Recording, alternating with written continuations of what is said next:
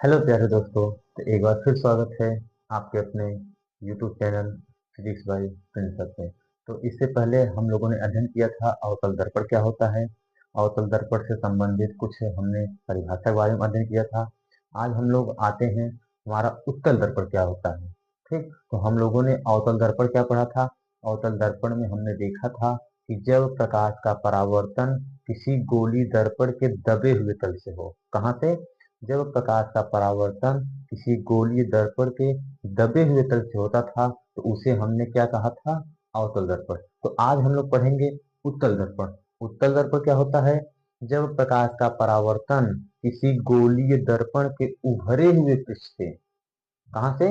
उभरे हुए पृष्ठ से हो, ऐसे दर्पण को हम लोग उत्तल दर्पण का नाम देते हैं। हमने क्या बोला?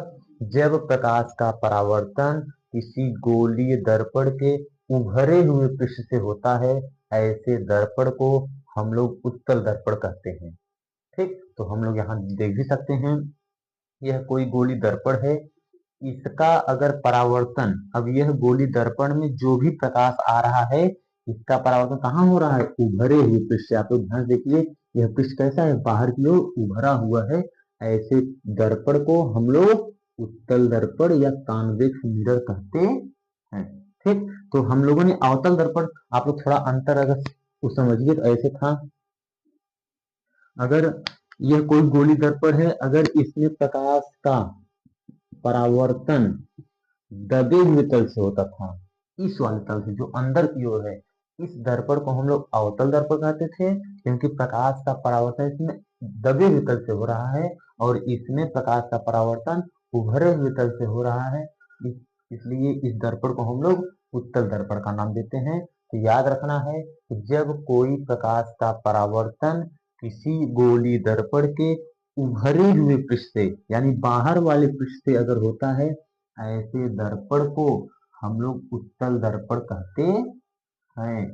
ठीक, हमने यहाँ इसकी परिभाषा लिखा कि क्या? वह गोली दर्पण जिसका परावर्तक पृष्ठ बाहर की ओर उभरा होता है, अर्थात परावर्तन उभरे हुए पृष्ठ से होता है, उत्तल दर्पण कहलाता है। ऐसा समझे? तो हमने क्या बोला? जब कोई भी प्रकाश हो, उसका अगर परावर्तन ऐसे गोली दर्पण से हो जिसका पृष्ठ कैसा हो? उभरा हुआ हो। कैसा हो?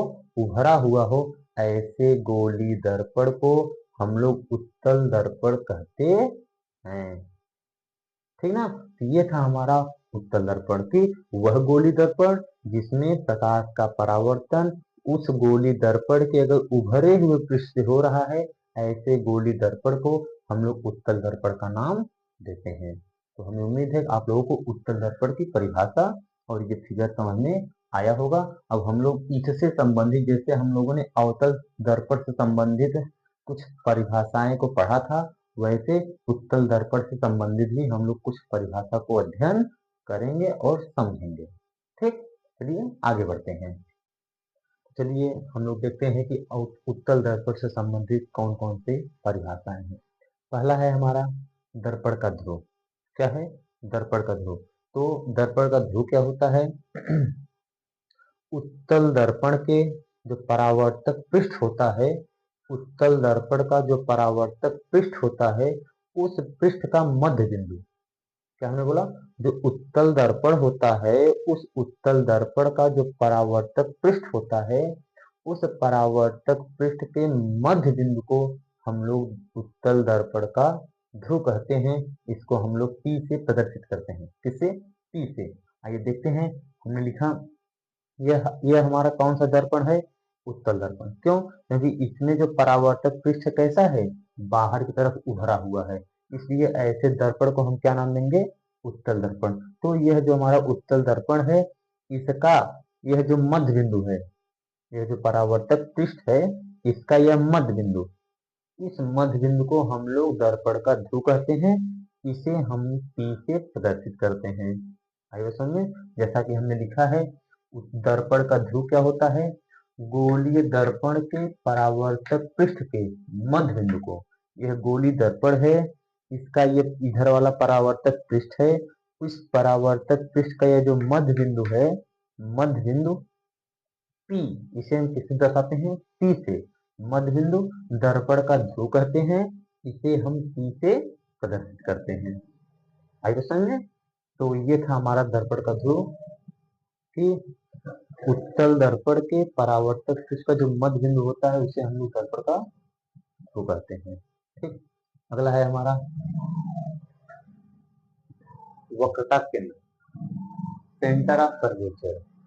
ये क्या होता है? वक्रता केंद्र। जैसे उत्तल दर्पण जिस खोखले गोले का कटा हुआ भाग है, उत्तल दर्पण जिस खोखले गोले का कटा हुआ भाग है, उस गोले का जो केंद्र है वही केंद्र उस दर्पण का वक्रता केंद्र कहलाता है। हमने क्या बोला, फिर समझते हैं। उत्तल दर्पण जिस खोखले गोले का कटा हुआ भाग है, उस गोले का जो केंद्र होता है वह केंद्र उत्तल दर्पण का वक्रता केंद्र कहलाता है। आइए समझे? तो हम लोग यहाँ फिगर में देख सकते हैं कि यह जो खोखला गोला है, यह उत्तल दर्पण इसी खोखले गोले क्या है, एक काटा हुआ भाग है, यानी इसी से काट कर यह उत्तल दर्पण बनाया गया है। तो इस गोले का जो यह केंद्र है, इस गोले का जो यह केंद्र है, इस गोले का जो यह केंद्र है वही केंद्र इस उत्तल दर्पण का वक्रता केंद्र कहलाता है। आगे समझे? इसे हम लोग सी से प्रदर्शित करते हैं, कैपिटल सी से। ठीक, तो हमने वही लिखा कि गोलीय दर्पण का परावर्तक पृष्ठ जिस खोखले गोले का कटा हुआ भाग, तो हम लोग देख सकते हैं यह जो परावर्तक पृष्ठ है यह जिस गोले का कटा हुआ भाग है उस गोले का केंद्र, अब इसी गोले का जो यह केंद्र है गोलीय दर्पण का वक्रता केंद्र कहलाता है। इसी केंद्र को हम इस गोलीय दर्पण का वक्रता केंद्र कहते हैं। इसे सी से प्रदर्शित करते हैं। इससे इसे कैपिटल सी से प्रदर्शित करते हैं।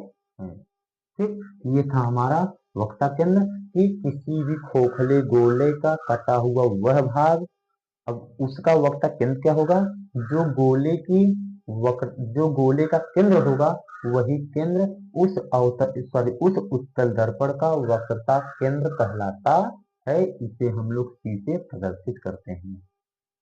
ठीक है ना? तीसरा है हमारा वक्रता त्रिज्या। अब वक्रता त्रिज्या क्या है? जैसे यह जो हमारा उत्तल दर्पण है, यह जिस गोले का कटा हुआ भाग है उस गोले की त्रिज्या, जैसे हमने यहाँ देखा कि जिस गोले का कटा हुआ भाग था उस गोले का केंद्र उस उत्तल दर्पण का वक्रता केंद्र कहलाता था, वैसे यहाँ पर इस गोले की जो त्रिज्या होगी, जैसे अगर हम इसको ऐसे काट दें, क्या हुआ, इसको हमने ऐसे ऐसे कर दिया, अब इस गोले का जो ये त्रिज्या होगी वही त्रिज्या इस उत्तल दर्पण की वक्रता त्रिज्या कहलाएगी। हमने क्या बोला कि वक्रता त्रिज्या क्या होता है, जो हमारा दर्पण होता है वह जिस गोले का कटा हुआ भाग है, कोई भी गोला ले लो, छोटा ले लो चाहे बड़ा, लेकिन गोला होना चाहिए, उस गोले का जो त्रिज्या होता है वही त्रिज्या हमारा इस उत्तल दर्पण की वक्रता त्रिज्या कहलाती है। इसे हम लोग स्मॉल r से प्रदर्शित करते हैं। ठीक, ये था हमारा दर्पण का ध्रुव, वक्रता केंद्र और वक्रता त्रिज्या। एक बार फिर समझते हैं तो हम लोग फिर आगे बढ़ते हैं। हमने क्या बोला, दर्पण का ध्रुव। क्या हमने बोला, उत्तल दर्पण का या परावर्तक पृष्ठ का मध्य बिंदु दर्पण का ध्रुव कहलाता है। इसे हम लोग P से प्रदर्शित करते हैं। वक्रता केंद्र क्या होता है, खोखले गोले का, यानी वक्रता केंद्र, या हम ऐसे भी बोल सकते हैं कि जो हमारा दर्पण होता है वह जिस खोखले गोले का कटा हुआ भाग है, यानी उत्तल दर्पण जिस खोखले गोले का कटा हुआ भाग है उस गोले का जो केंद्र होता है वही केंद्र हमारा उस उत्तल दर्पण का वक्रता केंद्र कहलाता है। ठीक, वक्रता त्रिज्या क्या होती है, उत्तल दर्पण जिस खोखले गोले का कटा हुआ भाग होता है, हमने क्या बोला, उत्तल दर्पण जिस खोखले गोले का कटा हुआ भाग होता है उस गोले की त्रिज्या, उस गोले की त्रिज्या ही उस उत्तल दर्पण की वक्रता त्रिज्या कहलाती है।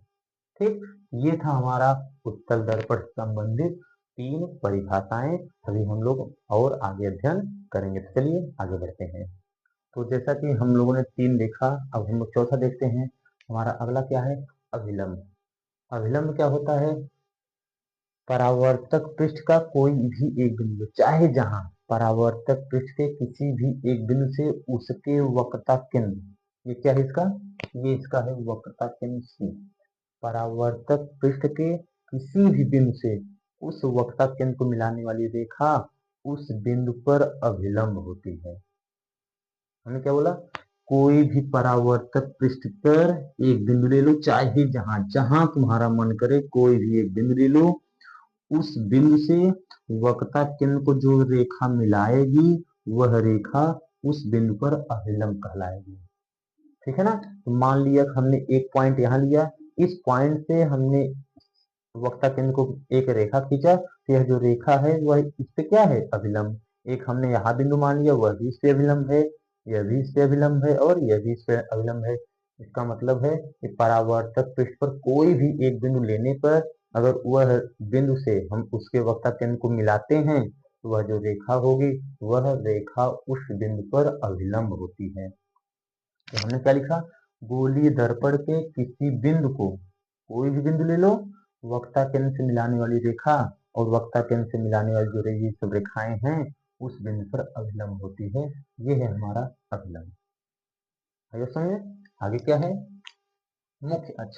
मुख्य अक्ष क्या होता है? गोलीय दर्पण का ध्रुव और वक्रता केंद्र। गोलीय दर्पण का ध्रुव और गोलीय दर्पण का वक्रता केंद्र को मिलाने वाली एक सीधी रेखा मुख्य अक्ष कहलाती है। जैसा कि हम लोग फिगर में देख सकते हैं, यह गोलीय दर्पण है, इसका यह ध्रुव है, यह इसका वक्रता केंद्र है। इसको मिलाने वाली जो यह रेखा है, ये वाली रेखा, यह रेखा इसका मुख्य अक्ष कहलाएगा। आइए समझे? मतलब कि गोलीय दर्पण ध्रुव P, ध्रुव को हम लोग P से, तथा वक्रता केंद्र C, वक्रता केंद्र C को मिलाने वाली सीधी रेखा गोलीय दर्पण की मुख्य अक्ष कहलाती है। सीधी सी बात है, कोई भी गोलीय दर्पण ले लो, उसका ध्रुव और उसका वक्रता केंद्र को मिलाने वाली एक सीधी रेखा उस गोलीय दर्पण के मुख्य अक्ष कहलाता है या कहलाती है। ठीक, ये था हमारा मुख्य अक्ष। अगला है दर्पण का द्वारक। दर्पण का द्वारक क्या होता है? परावर्तक पृष्ठ के एक सिरे से दूसरे सिरे तक, जिसको हम व्यास कह सकते हैं। परावर्तक पृष्ठ के व्यास को हम लोग दर्पण का द्वारक कहते हैं। यही बात है। जैसे यहाँ दर्पण का द्वारक कहाँ से कहाँ तक है? परावर्तन यहाँ से यहाँ तक होगा तो ये होगा दर्पण, मतलब परावर्तक पृष्ठ का ये व्यास है। इसी व्यास को ऐसे मिला दो, यही व्यास हमारा क्या, इसी को हम लोग क्या बोलेंगे? दर्पण का द्वारक। ठीक है ना? यानी परावर्तक पृष्ठ के एक सिरे से दूसरे सिरे को मिलाने से, एक सिरे से दूसरे सिरे तक मिलाने से यह जो व्यास बना, इस व्यास को हम लोग कहते हैं दर्पण का द्वारक। जैसा कि हमने लिखा, गोलीय दर्पण के परावर्तक पृष्ठ के, यह गोलीय दर्पण है, इसका परावर्तक पृष्ठ केवल कितना है? केवल इतना है जिससे परावर्तन होगा, और बाकी सब तो हमने काट के हटा दिया। तो यह परावर्तक पृष्ठ है कि व्यास, अब इसका ये जो व्यास होगा, यही व्यास ही उस दर्पण का द्वारक कहलाता है। ठीक है ना?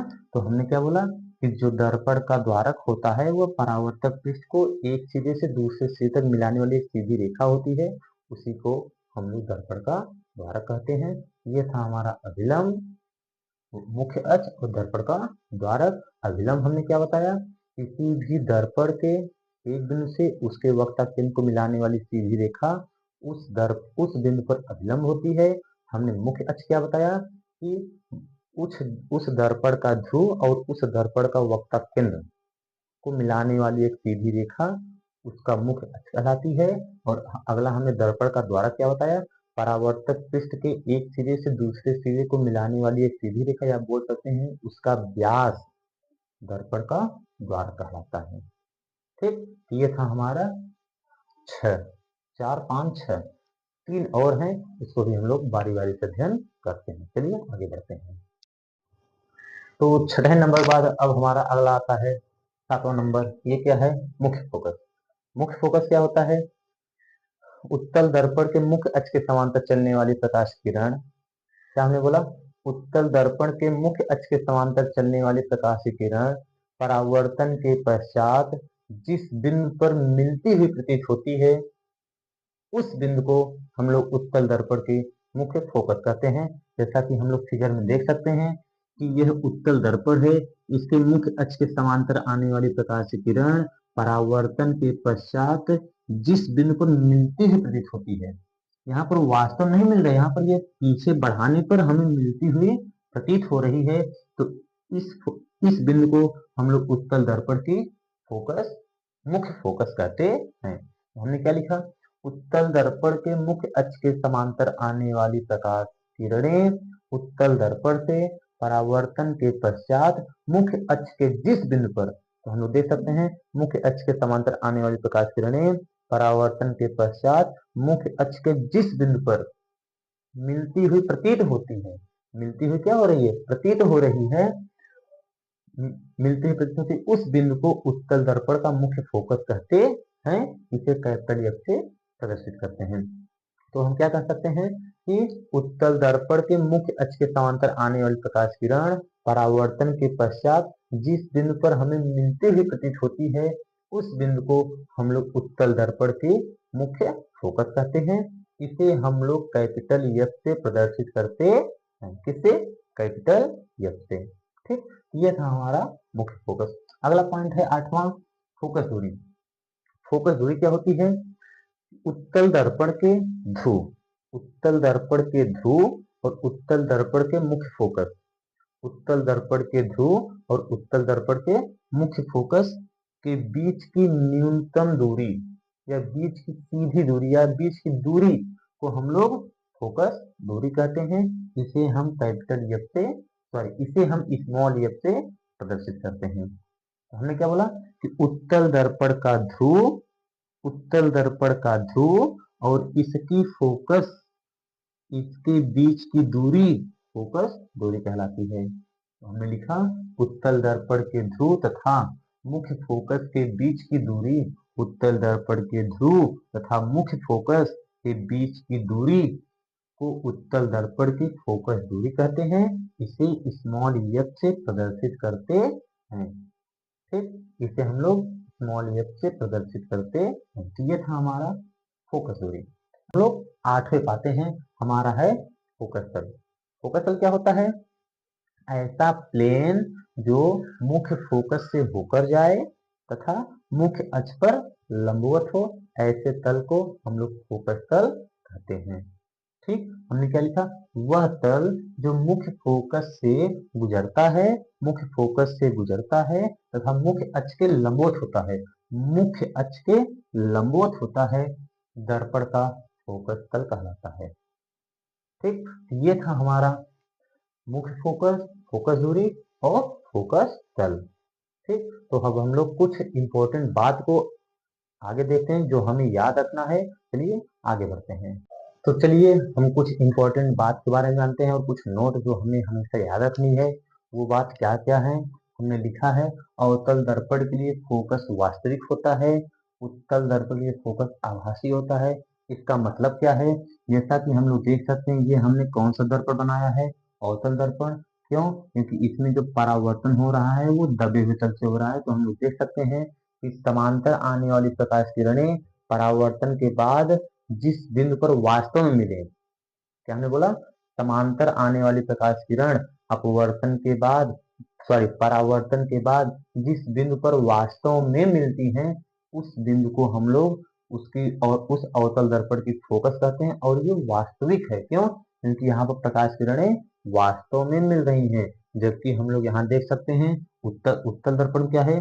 समांतर आने वाली प्रकाश किरण परावर्तन के बाद वह लौट जा रही है, लेकिन हम लोग जब इसको पीछे बढ़ा रहे हैं तब यह हमें प्रतीत हो रहा है, यह इस बिंदु से आती हुई प्रतीत हो रही है। इसलिए हम कह सकते हैं कि उत्तल दर्पण की जो फोकस होती है वह आभासी होता है। आएगा समझ में? तो हमने क्या बोला कि अवतल दर्पण की फोकस, अवतल दर्पण का जो फोकस होता है वो वास्तविक होता है, उत्तल दर्पण का जो फोकस होता है वह आभासी होता है। ठीक।